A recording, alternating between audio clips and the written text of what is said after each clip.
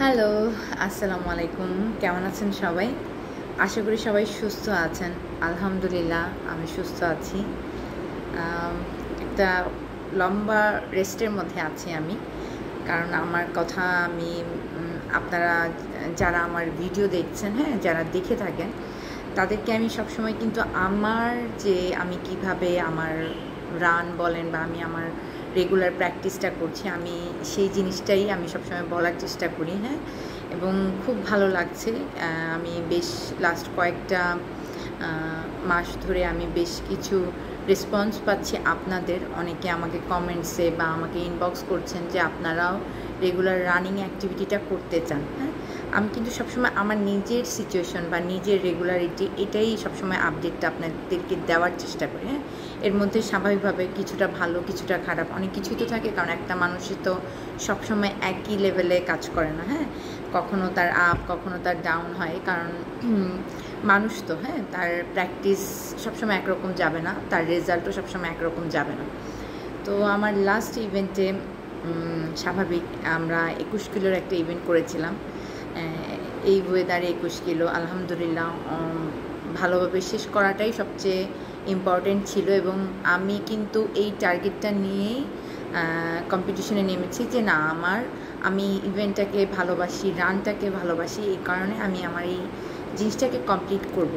কিন্তু আমি দেখেছি অনেকেই সিক হয়ে গেছে, এবং আমি অনেকের নিজ চোখে দেখা অনেকের পরে বিভিন্ন গ্রুপের মাধ্যমে আপডেট পেয়েছি যে অনেক ভালো রানার তারা সিক হয়ে গেছে, কিছু রানার হসপিটালে ছিল, কেউ কেউ ঠিক রানিং কমপ্লিটের আগে হয়তো বা সিক হয়ে গেছে, তার আশানুরূপ যে রেজাল্টটা তার দরকার ছিল সেই রেজাল্টটা পায়নি, হ্যাঁ?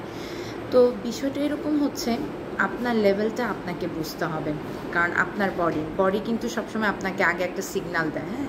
আপনি কখন পড়ে যাবেন, মানে আপনার যেটাই বলেন, সে পায়ের ক্ষেত্রেই বলেন, শরীরের অন্য পার্টের ক্ষেত্রে বলেন, আপনার উইকনেসটা কিন্তু আগে আপনাকে জানাবে। আপনি যদি সেই লেভেলে স্টপ না করে দেন তাহলে কিন্তু প্রবলেম, কারণ আপনার প্র্যাকটিসটা যদি এরকম হট সামারে রেগুলার করার একটা কী বলবো অভ্যস্ত হয়ে থাকে, তাহলে কিন্তু আপনার জন্য এটা কষ্টকর হবে না। যেহেতু আপনি অভ্যস্ত না, তো আমার মনে হয় যদি আপনি আপনার লেভেলটা বুঝতে পারেন এবং সেই লেভেলে নিজেকে সেইভাবে রেডি করে চলেন, তাহলে কিন্তু এই কষ্টটা আর হবে না। এটা হচ্ছে ফার্স্টে, কারণ আমি আমার লেভেলটা বুঝি, এজন্য আমি আমার নিজেকে প্রথম থেকে সেভাবেই প্রস্তুত করেছিলাম যে না, আমাকে এইভাবেই জিনিসটা শেষ করতে হবে। এখন যারা আগ্রহী আছেন, ইভেন্ট করতে চান, তাদের উদ্দেশ্যে বলা, আমাদের দেশে সাধারণত অক্টোবর থেকে ফেব্রুয়ারি মার্চ এই সময়টা টানা প্রতিটা ফ্রাইডেতেই লং ডিস্টেন্স রানের ইভেন্টে হয়। তো যারা নিউ স্টার্ট করতে চাচ্ছেন তাদের জন্য আমি সবসময় বলবো, আগে আপনারা নিজেকে প্রস্তুত করেন, এভরিডে 30 মিনিটস রেগুলার হালকা জগিং করতে থাকেন, হ্যাঁ?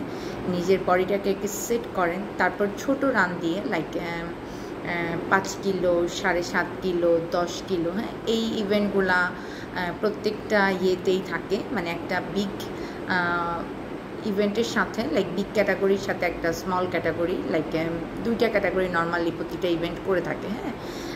অর্গানাইজাররা।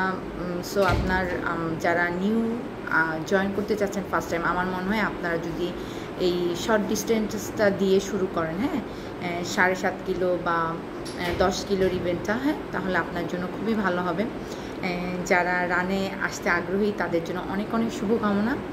সবাই নিজের শরীরের দিকে খেয়াল রাখেন, নিজেকে ফিট রাখার চেষ্টা করেন।